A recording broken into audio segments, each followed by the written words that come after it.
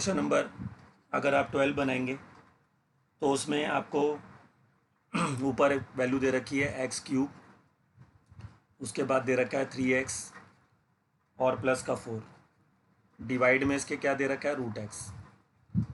तो मैंने आपको लास्ट टाइम भी बताया था कि डिनोमिनेटर का इंटीग्रेशन ही ये सबसे डिफ़िकल्ट पार्ट होता है। तो मैंने टेक्निक बताई थी कि आप इसमें सेपरेशन रूल को लगा सकते हैं। तो यहाँ पर अगर हम देखें तो इस रूट एक्स को हम सभी के नीचे भेज सकते हैं, जिससे कि हम आसानी से इंटीग्रेशन कर सकते हैं। फिर तो हम क्या करेंगे, ये एक्स क्यूब प्लस का 3x और ये प्लस का 4, और इसको हम लिख देंगे एक्स की पावर हाफ। ठीक है, उसके बाद फिर हम इसको सेपरेट कर देंगे। तो एक्स क्यूब के नीचे एक्स की पावर हाफ आ जाएगी, फिर 3x के नीचे भी एक्स की पावर हाफ आ जाएगी, 4 के नीचे भी 4 के नीचे भी एक्स की पावर जो है हाफ आ जाएगी। तो इस तरह से हमने इसको सेपरेट कर दिया। ठीक है, अब ऊपर पावर 3 है, नीचे हाफ है, तो बेस सेम होगा तो 3 माइनस हाफ कर देंगे। तो ये 2 3 जा 6, 6 माइनस 1 5/2, तो इसकी पावर 5/2 हो जाएगी। ये 3 रहेगा, ऊपर पावर 1 है, नीचे हाफ है, तो 1 माइनस हाफ करेंगे तो ऊपर हाफ हो जाएगा। ठीक है, और इधर ये 4/x की पावर हाफ ही रहेगी। उसके बाद हम x की पावर हाफ को हम वापस रूट एक्स लिख सकते हैं।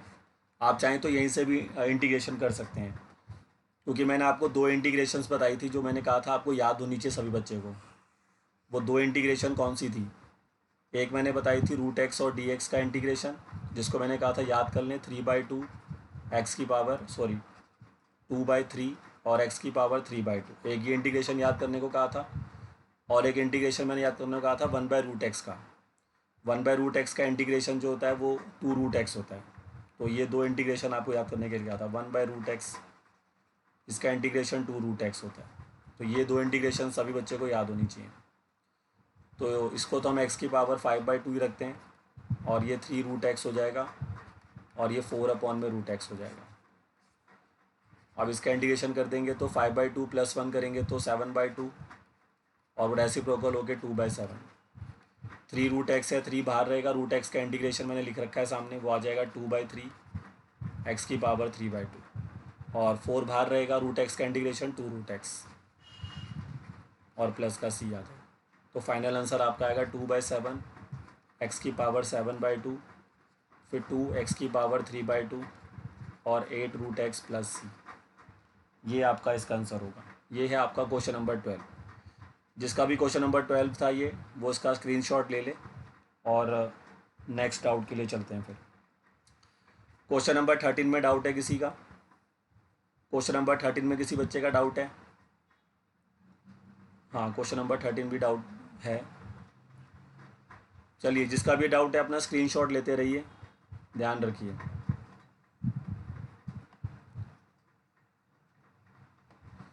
अब आता है क्वेश्चन नंबर 13। क्वेश्चन नंबर 13 अगर आप देखें तो उसमें दे रखा है एक्स क्यूब, उसके बाद आपको माइनस का एक्स स्क्वायर दे रखा है, और उसके बाद प्लस का x - 1, और इसके डिवाइड में x - 1 dx। फिर से हमारी यही कोशिश होगी कि हम इस x - 1 को यहाँ से हटाएं, क्योंकि डिनोमिनेटर को हटाना होगा, तभी इंटीग्रेशन पॉसिबल हो पाएगी। तो ऊपर आपको दिख रहा है ये पॉलिनोमियल है, क्यूबिक पॉलिनोमियल है, तो आप उसको फैक्टराइज करिए ताकि हम आसानी से फिर x - 1 को सॉल्व कर सकें। इसको यदि हम सेपरेट करते हैं तो उससे कोई फ़ायदा होगा नहीं, क्योंकि x³ / x - 1 करते हैं, अगर ये x² / x - 1 करते हैं तो उससे कोई भी हमें ज़्यादा अच्छा रिजल्ट मिलता नज़र नहीं आ रहा है। तो इस x - 1 को हमारा हटाना मेन काम होगा। अगर ये डोमिनेटर से x - 1 रिमूव होगा तो ही ये क्वेश्चन बनेगा। तो उसके लिए आप देख सकते हैं ये x³ - x² में से आप x² कॉमन ले सकते हैं, तो ये x - 1 बन जाएगा, और ये ऑलरेडी x - 1 है। देखिए, जब भी ऊपर पॉलिनोमियल्स आ जाएँ तो आप फैक्टराइजेशन का सोचिए। अब ऊपर में से पूरे में से x - 1 कॉमन आ जाएगा, तो ब्रैकेट में x² + 1 बचेगा, और इसके डिवाइड में x - 1 है हमारे पास। तो अब आप देख सकते हैं कि ये x - 1 से जो नीचे वाला x - 1 है, ये आपका ईजिली कैंसिल हो रहा है, तो इसको इससे कैंसिल कर देंगे, तो वी गेट x² + 1 dx। अगर इसका इंटीग्रेशन हम करेंगे तो ये x³/3, और 1 का इंटीग्रेशन हो जाएगा x और प्लस c। तो ये है क्वेश्चन नंबर 13। जिसका भी क्वेश्चन नंबर 13 डाउट था वो आप इसको देख लीजिए। चलिए, क्वेश्चन नंबर 13 क्लियर हो गया सभी का?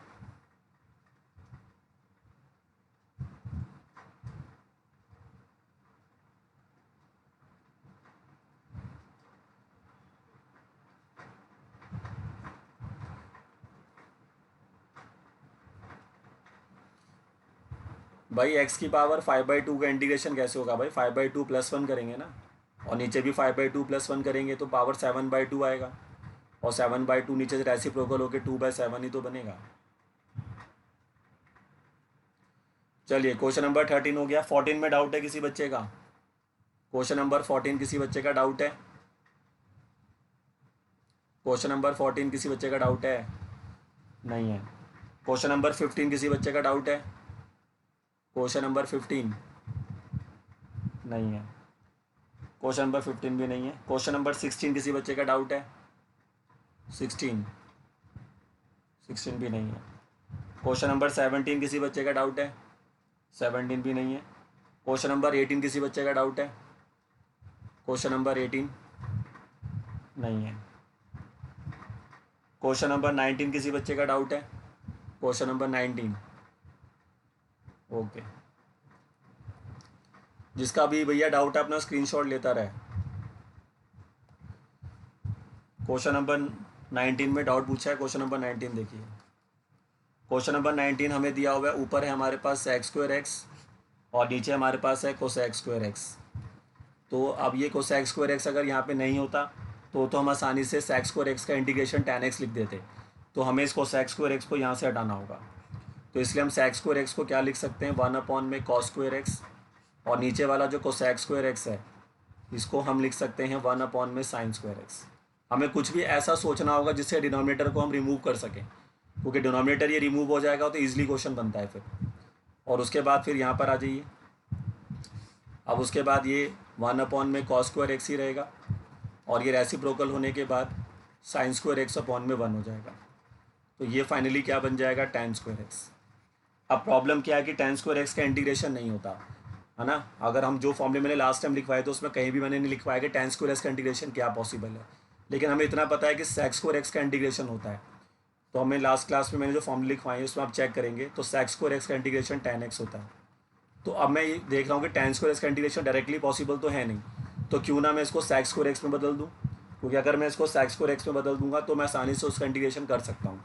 तो इसलिए मैं इसको फॉर्मूले के अकॉर्डिंग इसको चेंज करके लिख दूंगा sec² x -1 और dx, जिससे कि अब इसका इंटीग्रेशन मैं आसानी से कर सकता हूँ, क्योंकि sec² x का इंटीग्रेशन तो tan x हो जाएगा और उसके बाद माइनस आएगा और 1 का इंटीग्रेशन x हो जाएगा और +c। तो ये इसका आंसर होगा। तो ध्यान रखिए कि जिनके इंटीग्रेशंस हमारे पास डायरेक्टली अवेलेबल नहीं है तो हम उनको उसमें कन्वर्ट करेंगे जिनके इंटीग्रेशंस हमारे पास अवेलेबल होते हैं। तो हमारे पास tan² x का इंटीग्रेशन डायरेक्टली अवेलेबल नहीं है, लेकिन हमारे पास sec² x का अवेलेबल है। तो हमने tan² x को sec² x -1 में चेंज किया और उससे sec² x को tan x लिख दिया और 1 का इंटीग्रेशन तो x हो गई।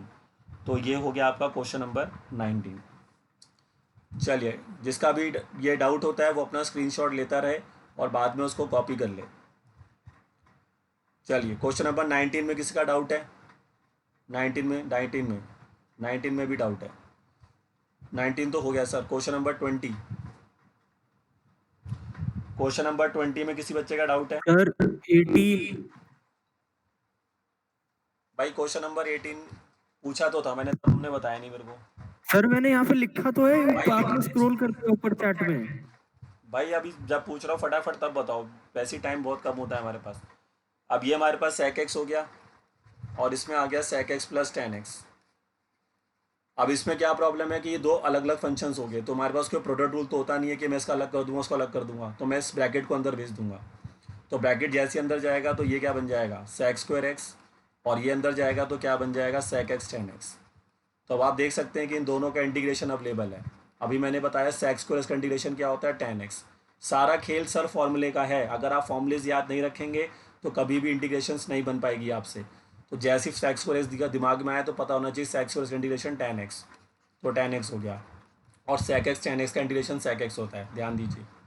तो +c हो गया। तो sec² x का पहले हमने मल्टीप्लाई कर दिया, sec² x का इंटीग्रेशन को tan x लिख दिया, और sec x tan x का इंटीग्रेशन sec x होता है, क्योंकि sec x का derivative sec x tan x होता है। ये सारी कहानी लास्ट क्लास में बताई गई थी। तो ये है आपका क्वेश्चन नंबर 18 और उसके साथ मैंने कर दिया 19। अब आता है, उसके बाद आता है क्वेश्चन नंबर 20 में किसी बच्चे का डाउट है भाई? ये 20 में डाउट ही सब बच्चे ने लिखा है। अच्छा है 20 में डाउट? तुम्हारे बड़े डाउट आ रहे हैं भाई, हैं? दिमाग नहीं लगाते तुम लोग। जो भगवान ने तुम्हें दिमाग दिया है ना, उसको यूज़ करो। ये एक्सरसाइज ना पर आपसे पूरी बन जानी चाहिए थी। बस मैंने आपको ये की दिमाग लगाने को कहा था कि कुछ भी ऐसा करो और जिससे डिनोमिनेटर हटाया जा सके। अगर जो बच्चा ये दिमाग लगा पाएगा वही इंटीग्रेशन कर पाएगा सर। इंटीग्रेशन में बनी बनाई खानी नहीं है कि फटाफट भैया जैसे डेरिवेटिव में होता है प्रोडक्ट रूल लगा दो, चेन रूल लगा दो, बस फॉर्म का ध्यान रखो लगा दो। ऐसा इंटीग्रेशन में नहीं है। इंटीग्रेशन में भैया सोच विचार करना होगा, तभी बनेंगे क्वेश्चंस। तो मेरा दिमाग अब ये है कि मेरे को कॉस स्क्वायर को यहाँ से हटाना है। अब मैं कॉस स्क्वायर को यहाँ से कैसे हटाऊँ? तो आप सबसे इंपॉर्टेंट जो आपके पास तरीका होता है वो यही होता है कि आप इसको सेपरेट करें, क्योंकि सेपरेट करने से कहीं ना कहीं चीज़ें हमारी सॉल्व होती हैं। ठीक है, तो आप सेपरेट क्वेश्चन सबसे पहले सोचा करो। जैसे तुम्हें लगता है तुम नीचे डिनोमिनेटर आ रहा है, तो तुम सोचा करो कि अगर मैं इसको सबके नीचे सेंड करूँ इस तरह से, तो क्या क्वेश्चन मेरा बन रहा है कि नहीं बन रहा। तो जैसे देखो, अगर मैं इसको सबके नीचे यहाँ पर भेजूँगा तो इससे मेरा क्वेश्चन बन जाएगा। अब ये 2 अपॉन में कॉस स्क्वायर एक्स हो जाएगा और ये 3 साइन एक्स अपॉन में कॉस स्क्वायर एक्स हो जाएगा। ठीक है, इतना तो समझ में आ गया होगा सबको। अब उसके बाद क्या होगा, कॉस स्क्वायर एक्स ऊपर आके क्या बन जाएगा, सेक स्क्वायर एक्स। ठीक है सर, अब यहाँ दिमाग लगाओ सही से। आपके पास नीचे 2 कॉस हैं, तो आप उसको ये लिख सकते हैं, ये ऐसा रफ में सोच लो। ऊपर साइन एक्स है और नीचे आपके पास 2 कॉस हैं, तो 2 कॉस को स्प्लिट कर दो, cos x into cos x. तो उसमें से जो एक कॉस एक्स होगा वो तो साइन के साथ कॉस अपॉन में टैन बना लेगा, और एक जो कॉस है वो ऊपर आके सेक बना लेगा। आ रही बात समझ में? ये वाला साइन और कॉस तो क्या कन्वर्ट हो गया टैन में, और ये वाला जो कॉस दूसरा बच रहा है ये सेक बना लेगा। तो फिर से आपका सेम जैसा पीछे क्वेश्चन बना था, ये ऊपर वाला उसी के जैसा बन गया। देखो ये, तो ये बन गया आपका 3 सेक एक्स टैन एक्स। बस अब इसका इंटीग्रेशन तो कोई भी कर सकता है। तो 2 एज इट इज़ रहेगा, सेक स्क्वायर एक्स का इंटीग्रेशन टैन एक्स हो गया, और सेक एक्स टैन एक्स का इंटीग्रेशन सेक एक्स हो गया, और प्लस ये हो गया। चलिए बताइए क्वेश्चन नंबर 20 जिनका डाउट था समझ में आ रहा है? सबसे पहले देखो, मैंने आपको लास्ट क्लास बता गया हूँ डिनोमिनेटर हटाओ अभियान, और डिनोमिनेटर हटाओ अभियान में जो काम कर सकता है वही बच्चा इंटीग्रेशन बना सकता है। तो ध्यान से देखो कि डिनोमिनेटर हटाओ अभियान में अभी तक हम क्या देख रहे हैं, सेपरेशन। हम देख रहे हैं कि सही भैया वो डिनोमिनेटर को उठा के न्यूमिनेटर की हर टर्म के नीचे भेज दो, तो उससे कहीं ना कहीं सफलता हासिल हो रही है। अभी आप 7.1 में यही देख रहे हैं, हर क्वेश्चन में हम ऐसा कुछ सोच पा रहे हैं कि हम डिनोमिनेटर को हटाने के लिए सेपरेशन टेक्निक का इस्तेमाल कर रहे हैं। तो उसकी वजह से हमारा क्वेश्चन नंबर 20 और कई क्वेश्चन मैंने ऐसे ऊपर भी आपको बना के दिखा दिए हैं। ठीक है, तो आई होप आपको ये चीज़ समझ में आ रही होगी। ठीक है, अब हम बात करते हैं next question number 21। Question number 21 में किसी बच्चे का डाउट है? क्वेश्चन नंबर 21 में किसी बच्चे का डाउट है?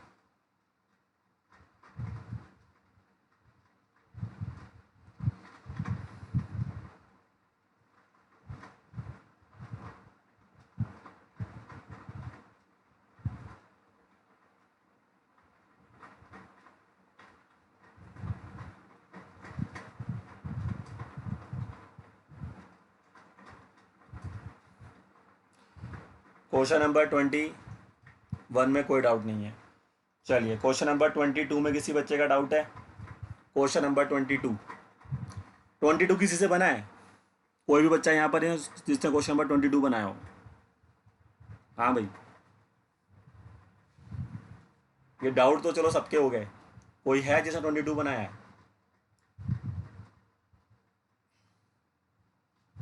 चलिए आइए देखते हैं कैसे बनेगा ये अच्छा क्वेश्चन था, थोड़ा सा दिमाग से आप चलेंगे इसमें तो बात बन जाती। क्वेश्चन नंबर 22, क्वेश्चन नंबर 22 में कहता है कि अगर हम डी बाई डी एक्स करें किसका, एफ ऑफ एक्स का। ठीक है, तो अगर हम डी बाई डी एक्स करें किसी फंक्शन का जो कि एफ ऑफ एक्स है, तो उसका आंसर हमें मिलेगा 4x का पावर कितना 3, और माइनस में मिलेगा 3 अपॉन में x की पावर 4, ये हमें मिलेगा।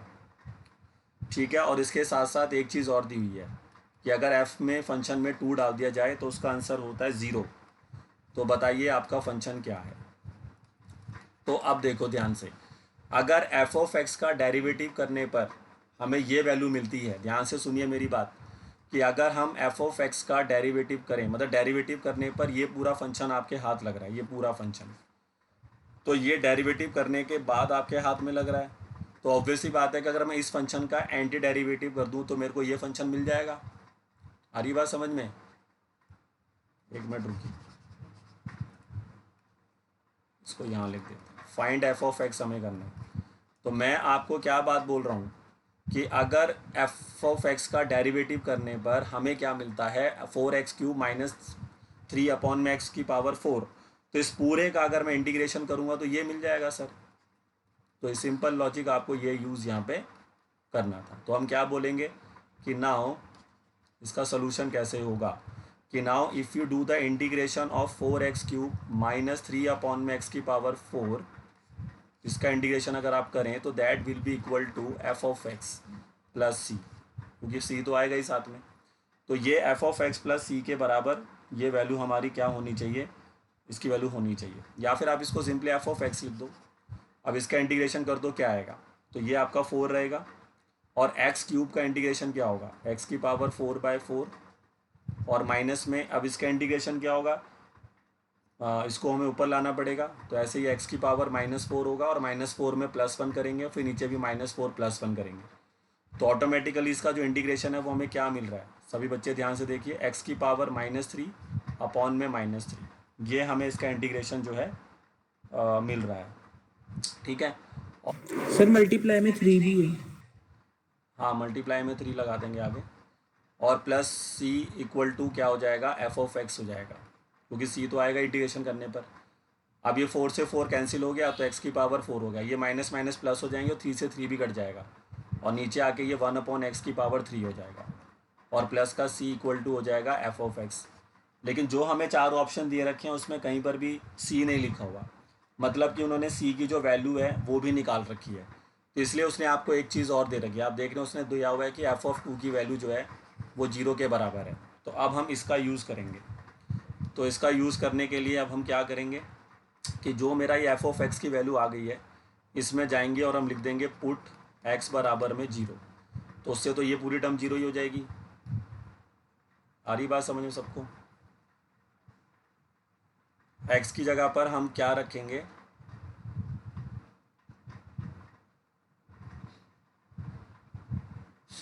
अच्छा x की जगह पे हमें 2 रखना है, 0 नहीं रखना है, क्योंकि एफ ऑफ एक्स की जगह पर ये देखिए, इधर देखिए एक बारी, क्योंकि एफ ऑफ 2 का जो वैल्यू है वो 0 है, मतलब ये x की जगह पे 2 रखा जाएगा तो फंक्शन की वैल्यू 0 हो जाएगी। तो इसका मतलब है यहाँ पर हम पुट करेंगे x की जगह पे 2, तो अगर हम x की जगह पे 2 पुट करेंगे तो ये बन जाएगा इधर कितना, 2 की पावर कितनी 4, और प्लस में आ जाएगा 1 अपॉन 2 की पावर कितनी 3, और प्लस का c, और ये बन जाएगा एफ ऑफ 2।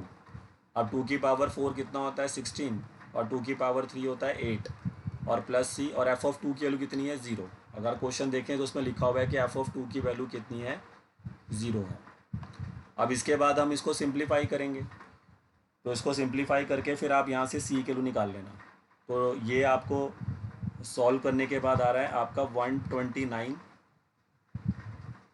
अपॉन में 8, ठीक है, और प्लस का c इक्वल टू में 0, तो यहाँ से c की वैल्यू हमारे पास आ रही है माइनस का 129 अपॉन में 8, तो माइनस का 129 अपॉन में 8 जो है ये हमारा c आ गया। अब इसको हम इस वाली इक्वेशन में डाल देंगे, जो हमारा एफ ऑफ एक्स का जो फंक्शन हमने बनाया था ये, इसमें इसको फर्स्ट इक्वेशन बना के सारी वैल्यूज़ इसमें पुट कर देंगे c की। तो अब हम यहाँ पे लिख देंगे put c in first equation, तो उससे हमारा एफ ऑफ एक्स की वैल्यू देखो क्या आएगी, तो उससे हमारी जो एफ ऑफ एक्स की वैल्यू है वो आ जाएगी x की पावर 4 प्लस 1 अपॉन में x की पावर 3, और c की जगह पर आ जाएगा -129 अपॉन में 8, तो ये हमारा आंसर हो गया। तो एक बारी आप फिर से देख लीजिए, क्योंकि इसमें हमें लॉजिक से थोड़ा सा चलना था बस। तो ये क्वेश्चन था, कहता था कि एफ ऑफ एक्स का डेरिवेटिव करने पर आंसर आता है 4x³ माइनस का 3 अपॉन में x की पावर 4, तो ऑब्वियस ही बात है अगर मैं 4x³ माइनस 3 अपॉन एक्स की पावर 4 का एंटी डेरिवेटिव करूँ, मतलब इंटीग्रेशन करूँ, तो मुझे वापस मेरा फंक्शन मिलना चाहिए। तो मैंने वही किया, 4x³ माइनस 3 अपॉन एक्स की पावर 4 का मैंने इंटीग्रेशन करके इक्वल टू में एफ ऑफ एक्स लिख दिया और उसके उसको सॉल्व किया तो एफ ऑफ एक्स की वैल्यू सी की टर्म्स में आ गई, बट क्वेश्चन में जो आंसर दे रखी है उसमें सी नहीं है, तभी उसने बोला कि एफ ऑफ 2 का आंसर 0 है। तो मतलब इस फंक्शन में अगर हम एक्स की जगह पे 2 रखेंगे तो पूरे फंक्शन की वैल्यू 0 हो जाएगी। तो मैंने वही किया, ये जो मेरे पास फर्स्ट इक्वेशन मैंने बना रखी है इसमें मैंने एक्स की जगह पे 2 रख दिया और उससे पूरे फंक्शन की वैल्यू 0 हो गई और उससे मेरा सी आ गया और सी को उठा के वापस मैंने इक्वेशन में डाल दिया और वी गेट आवर आंसर। तो ये अच्छा क्वेश्चन है, इस तरह से आपको करना था इस क्वेश्चन में। चलिए बताइए सभी बच्चे, क्वेश्चन नंबर 22 समझ में आ गया सबको? क्वेश्चन नंबर 22 समझ में आ गया सभी बच्चों को? चलिए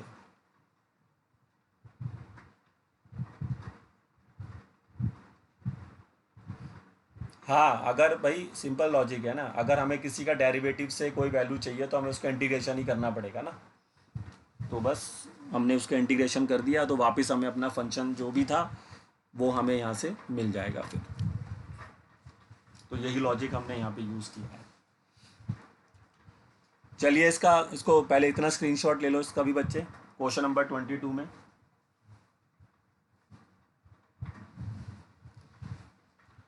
क्वेश्चन नंबर 22 में इतना स्क्रीनशॉट ले लीजिए सभी बच्चे और उसके बाद फिर इतना ले लिया होगा तो सभी ने, तो उसके बाद ये ले लीजिए, उसके बाद ये सेकंड स्क्रीनशॉट होगा इसका। चलिए तो स्क्रीनशॉट कंप्लीटेड है, आई होप सबने ले लिया होगा। तो आगे की ओर बढ़े हैं, अब आइए।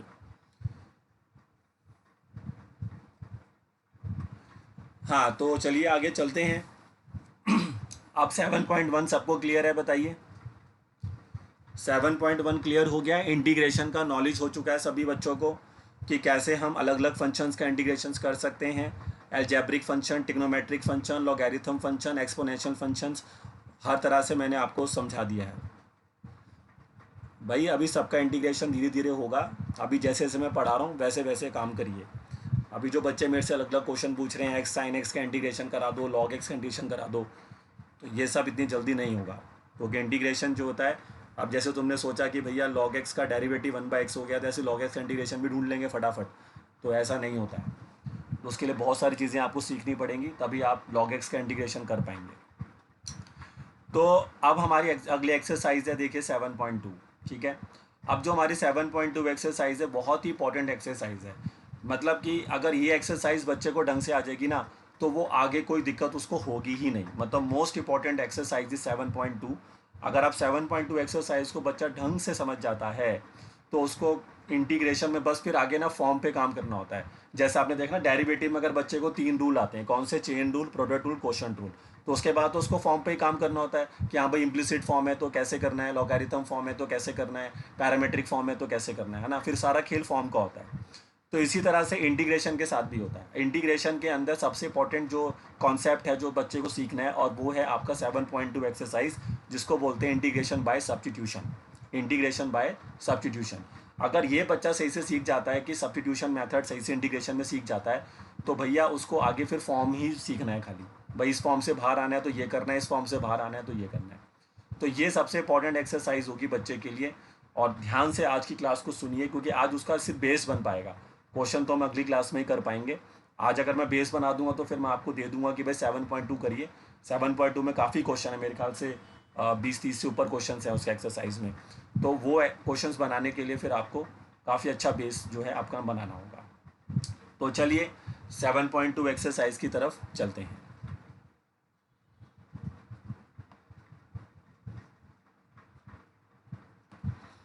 देखिए अब 7.2 एक्सरसाइज को करने से पहले 7.2 एक्सरसाइज को करने से पहले मैं आपको कुछ और चीज़ें थोड़ा सा समझा देता हूँ। जैसे देखो मैंने बोला था तो टिग्नोमेट्री आपको परेशान करेगी, तो टिग्नोमेट्री के लिए उन्होंने पूरी डेडिकेटेड एक्सरसाइज है हमारे पास 7.3। अगर हम 7.3 ढंग को करते हैं, ढंग से एक्सरसाइज 7.3 को करते हैं तो उससे हमारे इंटीग्रेशन जो टिग्नोमेट्री से रिलेटेड चीज़ें होती हैं उनको करने में थोड़ा आसानी हो जाएगी। तो जो स्टार्टिंग की 3 एक्सरसाइज हैं, अगर आप एक्सरसाइज 7.1 ले लो, फिर 7.2 ले लो और 7.3 ले लो, अगर ये 3 एक्सरसाइज जब बच्चा करता है तो उसका ज़्यादा कुछ नहीं है, उससे सिर्फ बच्चे का इंटीग्रेशन का एक अच्छा खासा बेस तैयार हो जाएगा। 7.1 तो इंट्रोडक्शन पार्ट है, 7.2 में इंटीग्रेशन बाय सब्स्टिट्यूशन हो गया, और 7.3 एक्सरसाइज में टिग्नोमेट्री से बाहर निकलने के रास्ते आपको इंटीग्रेशन में सिखाए जाएंगे।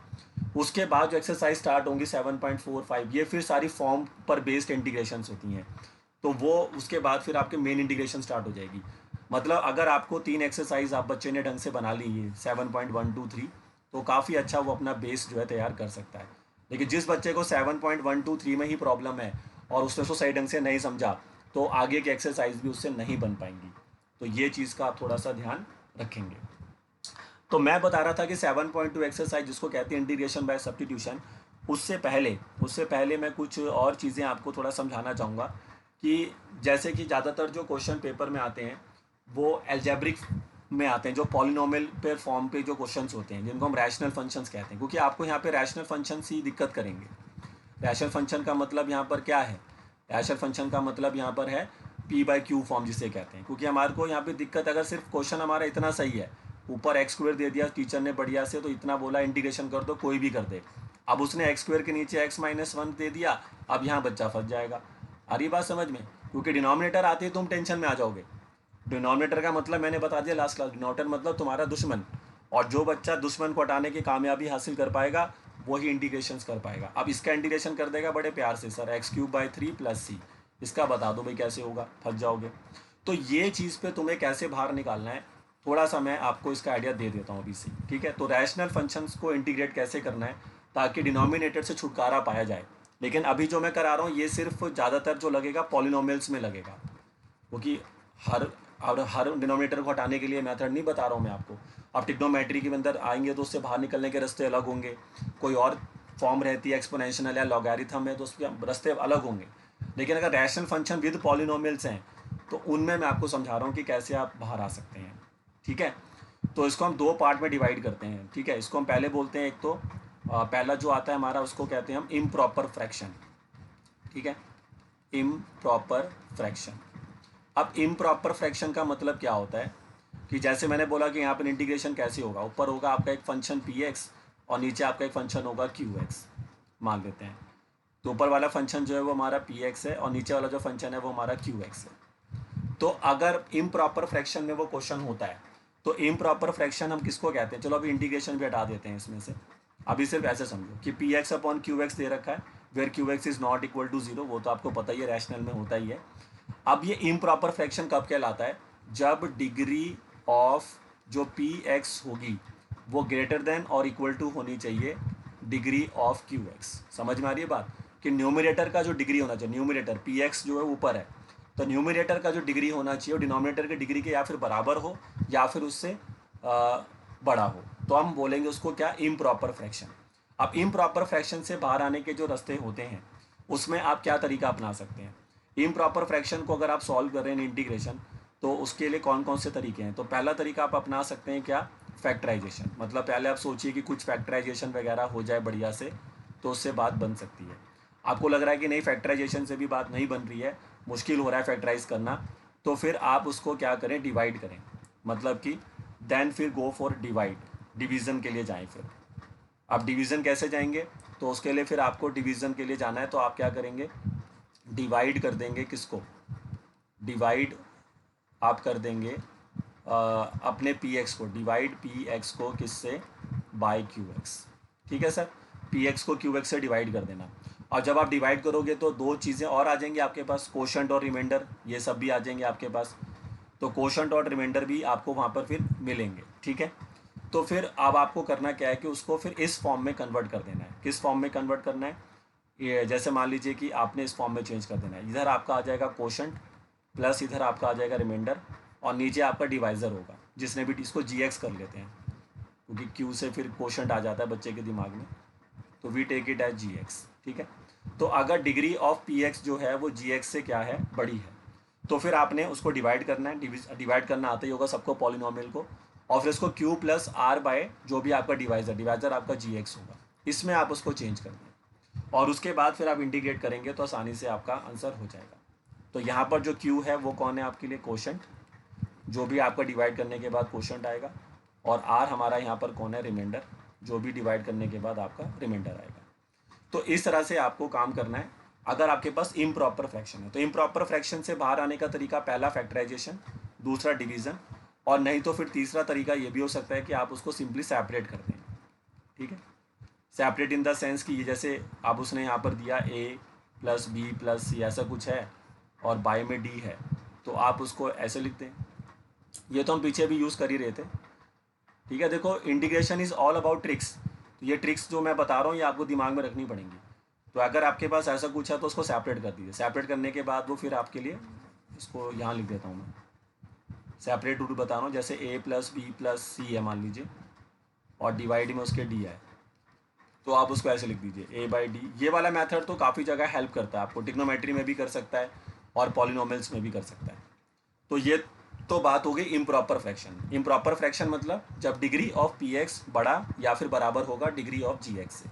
लेकिन अगर इसका उल्टा हो गया तो उसको फिर हम प्रॉपर फ्रैक्शन कहते हैं। ठीक है, उसको हम क्या बोलेंगे, प्रॉपर फ्रैक्शन। तो दूसरा पार्ट इसमें आ जाएगा प्रॉपर फ्रैक्शन। अब प्रॉपर फ्रैक्शन का मतलब फिर क्या हो जाएगा कि अगर मेरा जो फ्रैक्शन है, मान लीजिए ऊपर क्या है आपका px है और नीचे आपका gx है, तो इसको हम प्रॉपर फ्रैक्शन कब कहेंगे, जब डिग्री ऑफ जो px होगा वो छोटा होना चाहिए किससे, डिग्री ऑफ gx से। मतलब डिनोमिनेटर का डिग्री ज़्यादा होना चाहिए। तो जब डिनोमिनेटर वाले का डिग्री ज़्यादा होगा तो उसको हम प्रॉपर फ्रैक्शन कहते हैं। लेकिन प्रॉपर फ्रैक्शन को सॉल्व करना आसान नहीं होता। तो प्रॉपर फ्रैक्शन के लिए हम क्या यूज़ करेंगे, इसके लिए हम नोट में लिख लेते हैं। एक मेथड होगा जो हम आगे पढ़ेंगे, तो यूज्ड पार्शियल फ्रैक्शन। तो आगे एक मेथड आएगा पार्शियल फ्रैक्शन, तो इसको तो अभी हमें होल्ड पे रखना होगा, और नहीं तो फिर इसकी जगह पर हम यूज़ करते हैं सुपर सिक्स। अब ये सुपर सिक्स क्या है ये मैं आपको बताऊँ, ये मैं इनको सुपर सिक्स मैं ही कहता हूँ। ये मत सोचो कि कोई ये मेथड का नाम है सुपर सिक्स। इनको सुपर सिक्स से मैं ही बोलता हूँ, और जगह आप शायद ही सुनने को आपको मिलेगा। तो यूज्ड पार्शियल फ्रैक्शन हो जाता है, और नहीं तो फिर आपके पास यूज सुपर सिक्स हो जाता है। तो ये हमारा प्रॉपर फ्रैक्शन को सॉल्व करने के लिए दो तरीके हैं। ये तो हम आने वाले एक्सरसाइज में ही कर पाएंगे। ठीक है, ये शायद हमारी एक्सरसाइज है 7.4 जहाँ तक मेरे को ध्यान आ रहा है। अगर आप NCERT के हिसाब से जाएंगे तो ये एक्सरसाइज 7.4 होगी, और ये मेरे ख्याल से एक्सरसाइज 7.5 होगी। फिर भी एक बार चेक कर लेंगे। तो ये बात करी मैंने प्रॉपर और इम्प्रॉपर फ्रैक्शन की। ठीक है, तो आई होप सबको समझ में आ रहा होगा कि प्रॉपर फ्रैक्शन है तो कैसे काम करना है। 3 तरीके बता दिए मैंने, और सॉरी इम्प्रॉपर में, और प्रॉपर में तो 2 तरीके बता दिए, या फिर पार्शियल फ्रैक्शन का इस्तेमाल होगा या फिर सुपर सिक्स का इस्तेमाल होगा। तो मैं आपको इस पर एक क्वेश्चन जो है वो करके दिखा देता हूँ, थोड़ा सा आपको एक आइडिया तो हो ही जाएगा बच्चे को। तो जैसे कि अभी मैंने आपको क्वेश्चन दिया था, मैंने कहा था कि अगर मैं आपको क्या दूं क्वेश्चन, इंटीग्रेशन ऑफ, मैंने आपको दे दिया ऊपर x² और नीचे x-1। तो आप देख सकते हैं ऊपर का डिग्री 2 है और नीचे का डिग्री 1 है। तो ये कौन से फॉर्म में चला गया, इम्प्रॉपर फ्रैक्शन। तो क्योंकि अभी तो मैं इम्प्रॉपर फ्रैक्शंस को सॉल्व करने का तरीका आपको बताऊंगा, तो ये इम्प्रॉपर फ्रैक्शन में आ गया। अब या फिर आप फैक्टराइज के बारे में सोचो, या फिर आप इसको अब देखो, इसको सेपरेट करने का तो कोई फ़ायदा है नहीं क्योंकि ऊपर एक ही टर्म है। तो सेपरेशन वाला टेक्निक तो हट गया। अब मेरे पास बचा फैक्टराइजेशन, या फिर मेरे पास बचा डिवाइड कर दो। तो मैं डिवाइड कर देता हूँ आसानी से। बाकी मैं फैक्टराइज भी कर सकता हूँ, अगर उसके लिए मुझे ऊपर +-1 करना पड़ेगा। देखिए इंटीग्रेशन में क्या होता है कि हमें कुछ चीज़ें खुद से ऐड सब्ट्रैक्ट भी करनी पड़ती हैं। जैसे अगर ऊपर मैं देखो एक तरीका मैं ये बताता हूँ आपको, आपने क्या किया, एक तरीका तो ये देखो, 2 तरीके से मैं क्वेश्चन को बना रहा हूँ। एक तो मैं बना रहा हूँ with the help of some factorisation. तो उसके लिए फिर मैंने तरीका क्या बना लिया, ये मेरा मेथड 1 है। तो मेथड 1 में मैं क्या कर रहा हूँ कि ऊपर मैंने x² -1 +1 लिख दिया, और नीचे मैंने x-1 लिख दिया। ठीक है सर, अब ये dx है और यहाँ भी dx है। उसके बाद अब मैं क्या करूँगा, इसको सेपरेट करूँगा। अब मैं सेपरेट कैसे कर रहा हूँ, सभी बच्चे ध्यान से देखेंगे। इतनी टर्म को मैं एक मानूंगा, यहाँ से लेकर यहाँ तक, इसको यहाँ से लेकर यहाँ तक को मैं एक ही मानूंगा, और ये टर्म मेरी पूरी एक रहेगी। ठीक है, अब इसके हिसाब से इसको सेपरेट करेंगे। तो अब बताओ क्या लिखोगे इसको, तो आप लिखोगे x² -1 डिवाइडेड बाय में x-1, और फिर 1 डिवाइडेड बाय में x-1, इस तरह से। अब इसके हम 2 इंटीग्रेशंस बना लेते हैं। एक इंटीग्रेशन तो हमने ये बना लिया x² -1 अपॉन x-1, ठीक है, dx कर दिया।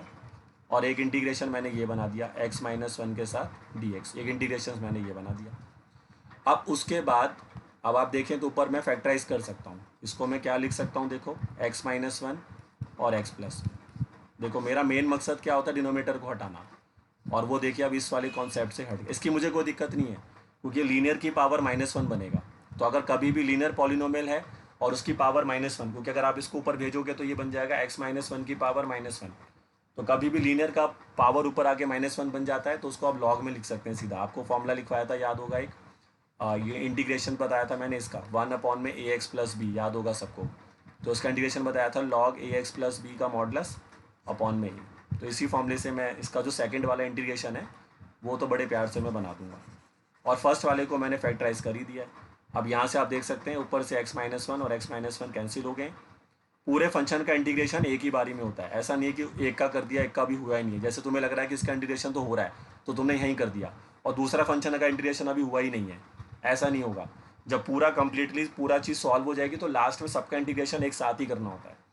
अब देखिए ये फाइनली क्या बन गया, x+1 के साथ क्या बन गया dx, और ये बन गया आपका 1/में x-1 के साथ dx।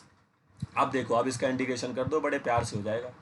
तो x+1 का इंटीग्रेशन क्या होगा, इसका हो जाएगा x²/2, 1 का x हो जाएगा और ये किस में चला जाएगा, log में, मॉडुलस प्लस। ये मेरा मेथड नंबर 1 था। फैक्टराइजेशन टेक्निक को मैंने यूज़ करा, लेकिन उसके लिए मैं थोड़ा सा दिमाग लगाया कि भैया इसमें -1 +1 करो इस तरह से, और फिर उसको मैंने अलग अलग करा। अभी तुम्हें अच्छा लगा मेथड तो ठीक है, कोई बात नहीं, लेकिन ये मेथड तो तुम्हारे लिए हर बार काम करेगा। ये है इसी क्वेश्चन को बनाने का मेथड नंबर 2, जो मैंने बताया था कि ऊपर कि अगर ऊपर वाले का डिग्री नीचे डिग्री से कम है तो आप उसको डिवाइड कर दो। तो इस पार्ट में अब मैं क्या करने जा रहा हूँ कि ऊपर जो मेरे पास x² है उसको मैं x-1 से डिवाइड कर दूँगा। तो मुझको x² चाहिए तो ऑब्वियस ही बात है मैं x से करूँगा। तो x इंटू एक्स क्या हो जाएगा, x² और माइनस का x आ जाएगा, और उसके बाद ये माइनस हो जाएगा, ये प्लस हो जाएगा, ये कैंसिल हो गया। तो आपके पास क्या बचा, सिंपली x बचा यहाँ से।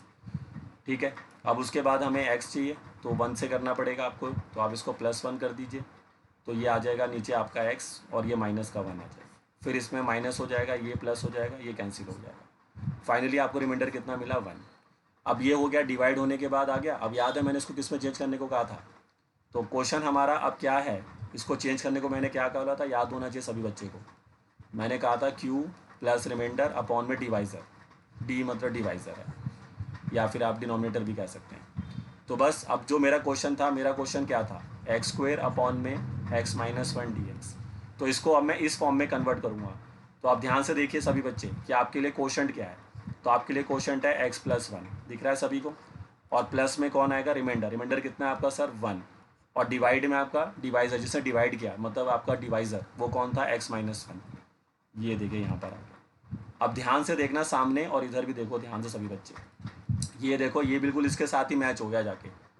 वहाँ पर आपने इतनी मेहनत करी थी और यहाँ पर आपने जस्ट उसको डिवाइड किया, और जैसे ही आपने उसको यहाँ पे डिवाइड किया वो बढ़िया से देखिए उसके साथ जाके मैच हो गया। आप देख सकते हैं सभी बच्चे, ध्यान से देखिए, ये वाला जो पार्ट मैं दिखा रहा हूँ इधर सामने देखो, ये देखिए यहाँ पर भी आपको यही चीज़ मिली थी। मैं हाईलाइट कर देता हूँ, ये रहा, ये देखिए, तो यहाँ पर भी आपको यही चीज़ मिली थी और वहाँ पर भी मैं आपके लिए वही चीज़ लेकर आया हूँ। ये देखो सामने देखो, ये यही चीज़ें सर डिवीजन वर्क में सर ये हमें जो डिवीजन हम कर रहे हैं उसका, तो वो उसको हमें दिखाना है नहीं फेयर में नहीं, या वो फिर उसको डिवीज़न रफ में करके वो डायरेक्ट आंसर। हाँ, आप रफ में लिखिए, डायरेक्ट आंसर लिखिए।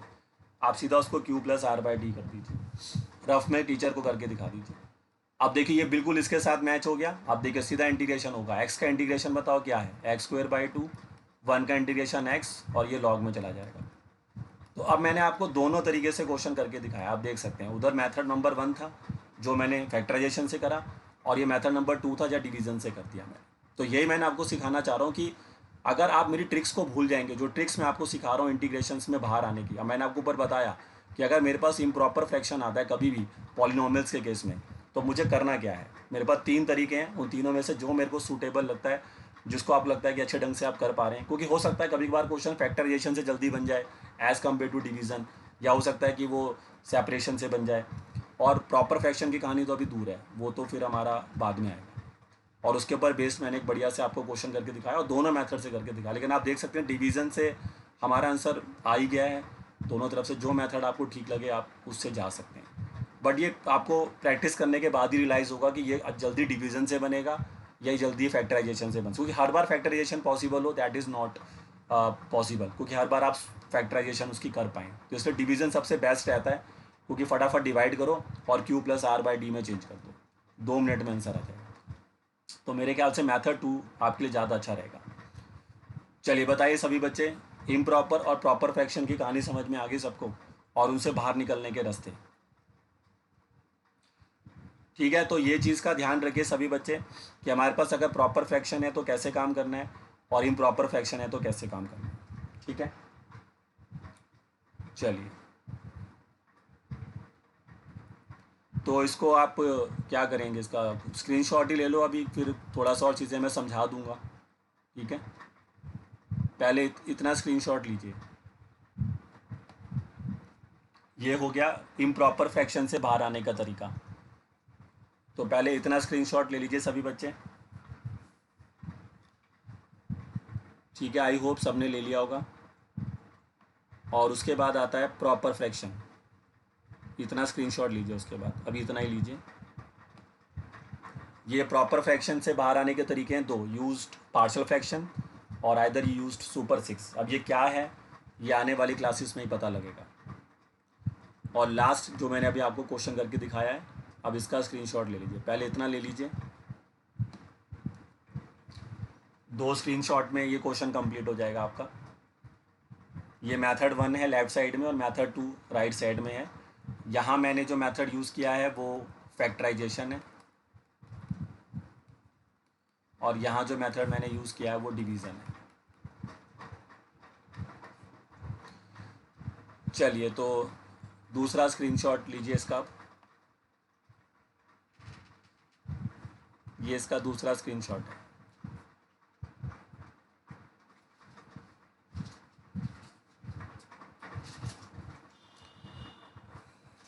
चलिए सबने स्क्रीनशॉट ले लिया? हाँ जी, सबने स्क्रीनशॉट ले लिया। और इन क्वेश्चंस को कॉपी में लिख लिया करें आप सभी।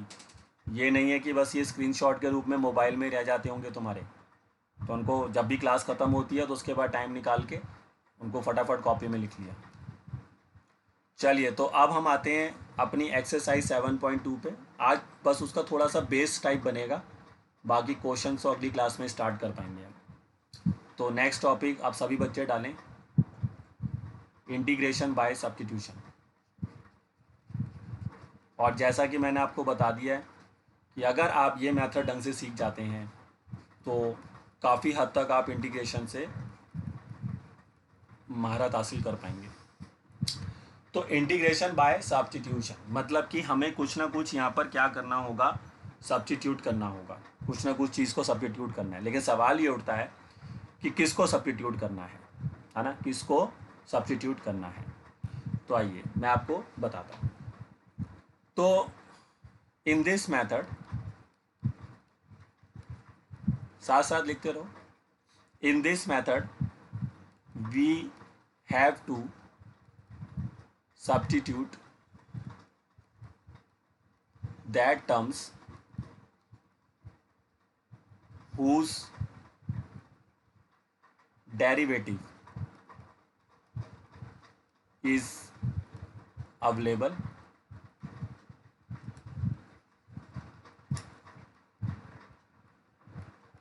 whose derivative is available, or we can make it derivative. In this method we have to substitute that terms whose derivative is available, or we can make it derivative. We can make it derivative.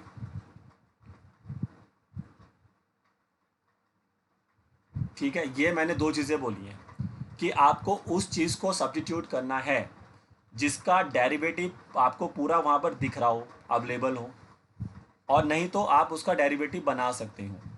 We can make it derivative, its derivative, its होना चाहिए। तो ये आपको ध्यान रखना है कि आपको किसको सब्स्टिट्यूट करना है सर, आपको उस चीज़ को सब्स्टिट्यूट करना है जिसका डेरिवेटिव तुम्हें सीधा दिख रहा है, और या फिर तुम उसका डेरिवेटिव बना सकते हो। We can make its derivative. तो ये चीज़ क्या मैं आपको बोल रहा हूँ वो मैं आपको बताता हूँ। ठीक है, ध्यान से समझना, थोड़ा सा चीज़ें हैं समझने लायक हैं। अभी तो सिर्फ इसका आज एक इंट्रो था, चलो ऐसा करते हैं कि आज सिर्फ इसको थोड़ा सीखते हैं, बाकी इसके ऊपर सही ढंग से जब काम होगा तो अगली क्लास में होगा, नहीं तो फिर आधा अधूरी कहानी आ जाएगी आपके पास। तो अभी मैं इस मेथड को पूरा नहीं करा रहा, अभी मैं सिर्फ आपको ये सिखा रहा हूँ कि किसको सब्स्टिट्यूट करना चाहिए, है ना, किसको सब्स्टिट्यूट करना चाहिए, ये मैं आपको सिखा रहा हूँ। और कोशिश हमेशा ये करिए कि जो सब्स्टिट्यूशन हो, मतलब ऐसा नहीं मैं कह रहा कि हमेशा ऐसा होता है, लेकिन मोस्ट ऑफ द केस में, क्योंकि हमारा दुश्मन बताओ कौन है, हमारा दुश्मन होता है डिनोमिनेटर। तो मोस्ट ऑफ द केस में हमें कोशिश करनी है कि हम डिनोमिनेटर को ही सब्स्टिट्यूट करें, but it is not necessary कि ये हर क्वेश्चन में ही ऐसा हो रहा हो, मतलब ये नॉट नेसेसरी। तो मैं यहाँ लिख रहा हूँ नोट में ये बात कि in most of the question, in most of the question, in most of the question, most of the question, term at denominator will substitute, मतलब इट इज़ नॉट नेसेसरी, मतलब ये ऐसा ज़रूरी नहीं है, बट ज़्यादातर क्वेश्चन में आप यही देखेंगे कि हम अगर हमारे पास चॉइस हो तो हम डिनोमिनेटर को ही सब्स्टिट्यूट करना चाहेंगे, क्योंकि उससे फिर हमारा क्वेश्चन बन सकता है, क्योंकि हमारा दुश्मन कौन है, डिनोमिनेटर है। बट ये जो बात मैं नोट में लिख रहा हूँ, ये सिर्फ इस वजह से लिख रहा हूँ ताकि आप डिनोमिनेटर को हटाने के लिए जो मेरे पास तरीके हैं उनको आप लगा सको। बट ऐसा ज़रूरी नहीं है कि हमेशा डिनोमिनेटर ही सब्स्टिट्यूट होगा, लेकिन मोस्ट ऑफ द क्वेश्चंस में आप देखेंगे कि डिनोमिनेटर ही सब्स्टिट्यूट हो रहा होगा, ठीक है। लेकिन हम सर हाँ सर हम डिनोमिनेटर को उसके डेरिवेटिव से सब्स्टिट्यूट करेंगे या फिर जिसका डेरिवेटिव है उसको सब्स्टिट्यूट करेंगे? नहीं, जिसका डेरिवेटिव, मतलब जैसे लिखा हुआ है ना, in this method we have to substitute that terms whose derivative is available, जिसका डेरिवेटिव तुम्हें वहाँ पर मिल रहा होगा। जैसे तुमने सब्स्टिट्यूट कर दिया मान लो एक्स स्क्वायर को, तो तुम एक्स स्क्वायर को सब्स्टिट्यूट क्यों करोगी, क्योंकि तुम्हें वहाँ पर उसका डेरिवेटिव मिल रहा होगा क्या, 2x। तो हमें उसको सब्स्टिट्यूट करना है जिसका डेरिवेटिव वहाँ पर या फिर अवेलेबल है डायरेक्टली, या फिर आप उसका डेरिवेटिव बना सकते हो, ठीक है। दो चीज़ें मैंने बोली। अभी मैं क्वेश्चन बताता हूँ, थोड़ा सा समझाता हूँ, अभी मैं पूरा क्वेश्चन करके नहीं दिखा रहा, अभी मैं आपसे सिर्फ ये क्वेश्चन पूछूंगा कि हमें किसको सब्स्टिट्यूट करना चाहिए। मैं क्वेश्चन लिखूंगा और आप मुझे बताओगे कि हाँ सर इसको सब्स्टिट्यूट करो, बात बन जाएगी। चलिए आइए पहला क्वेश्चन देखें सभी बच्चे। सर एक बार नोट कॉपी करने दे दो। हाँ वो लिख लो, वैसे उसको लिखने की जो पूरी आवश्यकता नहीं है, वो आप दिमाग में रख लो बस, कोई दिक्कत वाली बात नहीं है। ऐसा कोई ये हार्ड एंड फास्ट मैंने कोई कॉन्सेप्ट नहीं बताया कि ये बस समझाने की कोशिश करके। ज़्यादातर क्वेश्चन हम डिनोमिनेटर पे ही फोकस करते हैं, क्योंकि डिनोमिनेटर ही हमारे लिए दुश्मन है। तो मतलब मेन चीज़ तो ऊपर वाली है कि भैया उसको सब्स्टिट्यूट करना है जिसका डेरिवेटिव वहाँ पर हमें दिख रहा है, अवेलेबल है, या फिर हम उसको डेरिवेटिव बना सकते हैं, ठीक है। अब देखो सबसे पहला क्वेश्चन मैं आपको दे रहा हूँ, ध्यान से देखेंगे सभी बच्चे। अब टीचर ने, अभी हम क्वेश्चन पूरा नहीं बनाने वाले आज, कहीं आप सोच रहे हैं कि मैं क्वेश्चन बनाऊंगा, आज मैं सिर्फ इतना पूछूंगा कि भैया किसको सब्स्टिट्यूट करना है, बस ये अगर आप पकड़ पाओगे ना तभी क्वेश्चन बन पाएंगे अगली क्लास में आपसे। अब मान लो टीचर ने आपको ये क्वेश्चन दिया हुआ है, अब देखो ध्यान से देखना, आपके पास दो टर्म्स हैं, एक आपके पास ऊपर टर्म दिख रही है 2x और एक टर्म आपको नीचे दिख रही है 1 + x²। तो मैं अगर देखूँ 2x को सब्स्टिट्यूट करूँ, क्यों करूँगा भाई, 2x का सब्स्टिट्यूशन तो क्या हो जाएगा, 2x का सब्स्टिट्यूशन तो क्या हो जाएगा, 2 हो जाएगा। तो मुझे 2 तो अकेला कहीं दिखाई दे रहा है, कहीं भी दिखाई नहीं दे रहा। ये 2 अगर आ भी रहा है तो वो x के साथ आ रहा है पूरा, तो उससे मुझे कोई फ़ायदा नहीं हो रहा। और मेरा दुश्मन तो बेसिकली कौन होता है भाई, डिनोमिनेटर। तो सबसे पहले आप डिनोमिनेटर पे ही मतलब टारगेट किया करो। अब डिनोमिनेटर पकड़ो सर, इसका क्या है, इसका डिनोमिनेटर क्या दिखा, 1 + x², और 1 + x² का डेरिवेटिव बताओ सभी बच्चे क्या होता है। तो 1 + x² का डेरिवेटिव हो जाएगा 2x, क्योंकि 1 का डेरिवेटिव 0 होता है, x के रिस्पेक्ट में ही करेंगे यहाँ, और x² का डेरिवेटिव सर ऊपर बैठा हुआ है देखो 2x, तो यानी कि इस टर्म का डेरिवेटिव सीधा ऊपर बैठा हुआ है। तो यहाँ पर हम सब्स्टिट्यूट जिसे करेंगे वो होगा कौन, 1 + x²। बताइए सभी बच्चे, समझ में आ रहा है कि 2x ऊपर था और नीचे 1 + x² था, तो हम किसको सब्स्टिट्यूट कर रहे हैं, 1 + x² को। क्यों कर रहे हैं, क्योंकि 1 + x² का डेरिवेटिव ऊपर बैठा हुआ है कौन, 2x। बताओ सभी बच्चे समझ में आ रहा है कि नहीं आ रहा है। ये चीज़ पकड़नी है आपको, जो बच्चा ये पकड़ लेगा वो 7.2 बना डालेगा। चलिए अब अगला क्वेश्चन आप सबसे पूछा जाएगा, या फिर ऐसा करते हैं जिस बच्चे का नाम लेंगे वही उसका आंसर बताएगा, ठीक है। सभी बच्चे आंसर नहीं लिखेंगे चैट ऑप्शन में। ताकि मैं समझना चाहता हूँ कि तुम्हारी डेरिवेटिव कितनी अच्छी है। सेकंड क्वेश्चन देखिए सभी बच्चे आप।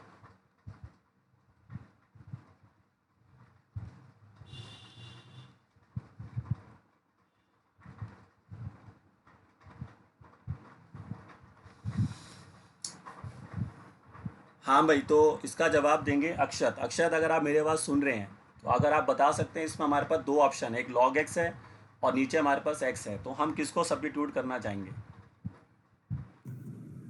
इस क्वेश्चन में? सर लॉग एक्स, हैं? लॉग एक्स को। हाँ, बिल्कुल सही जवाब दिया उन्होंने, log x को। हम log x को क्यों सब्स्टिट्यूट करेंगे सर? क्योंकि log x का डेरिवेटिव क्या होता है? log x का डेरिवेटिव होता है 1/x, और वो हमें नीचे मिल रहा है, देखो 1/x, 1 ऊपर हो गया x नीचे हो गया, तो 1/x पूरा मिल रहा है हमारे को, तो हम उसको सब्स्टिट्यूट करेंगे। तो सर सब्स्टिट्यूशन उसी को करना है जिसका डेरिवेटिव सीधा वहाँ पर मिल रहा हो, ठीक है। चलिए अगला क्वेश्चन देखिए सभी बच्चे। अभी आज क्वेश्चन नहीं बना रहे, सिर्फ ये देख रहे हैं कि किसको सब्स्टिट्यूट करना है। अगली क्लास में इसको इम्प्लीमेंट कर डालेंगे फिर हम, ठीक है। चलिए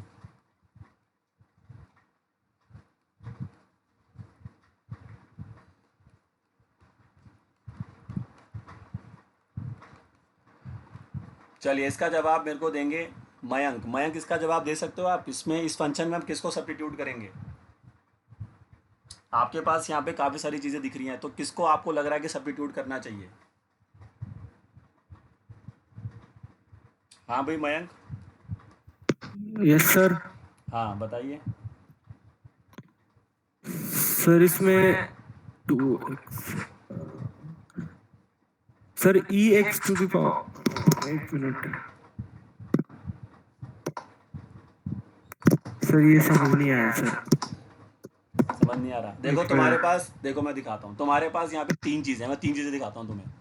पहली चीज़ तुम्हारे पास है 2x, ठीक है सर। ठीक है। दूसरी चीज़ तेरे पास है पूरा का पूरा e की पावर x², और तीसरी चीज़ एक और है आपके पास, सिर्फ x²।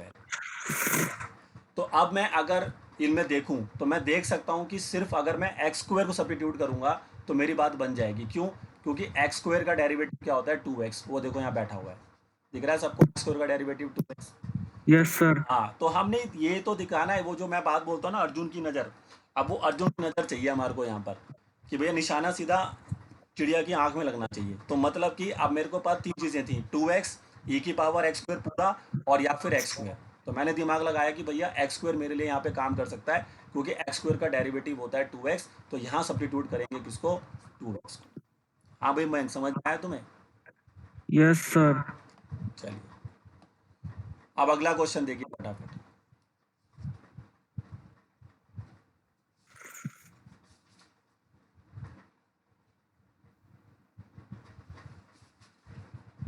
एक मिनट रुक जाइए।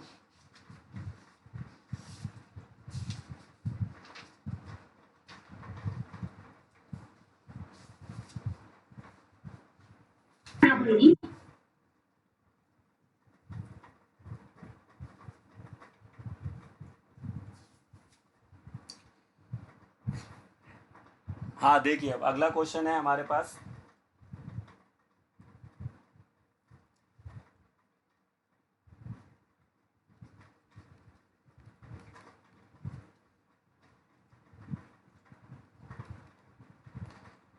ये हमारे पास अगला क्वेश्चन है। अब चलो ये सवाल सभी से ही है क्योंकि मेरी क्लास का टाइम हो गया है। इसमें देखने के बाद आप बता सकते हैं किसको सब्स्टिट्यूट करना चाहिए। चलिए देखिए पहले क्वेश्चन को ध्यान से और फिर बताइए आंसर। इसमें हमें किसको सब्स्टिट्यूट करना चाहिए?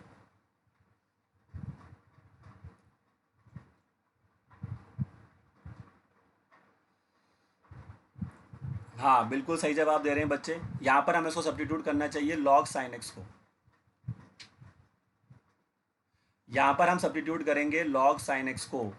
क्यों log sin x को करेंगे? क्योंकि log sin x का डेरिवेटिव होता है cot x। आप करके देखिए, log sin x का डेरिवेटिव करेंगे तो log का होगा 1/sin x, और sin x का हो जाएगा cos x, तो cos अपॉन साइन क्या बन जाएगा? cot x। तो यहाँ पर सब्स्टिट्यूट होगा log x। तो इस तरह से ही आपको दिमाग लगाना है। जो बच्चा पहले ये समझ पाता है कि किसको हमें सब्स्टिट्यूट करना चाहिए, वो ही ये एक्सरसाइज बना पाएगा। जो यही दिमाग नहीं लगा पाएगा शुरू में ही कि किसको सब्स्टिट्यूट करना है ताकि क्वेश्चन ये बन सके, तो वो कभी भी इस तरह के क्वेश्चंस नहीं कर पाएगा। तो अगली क्लास में अब इसको हम कंटिन्यू करेंगे। ताकि इसके ऊपर जो क्वेश्चंस हैं वो हम इजीली बना सकें।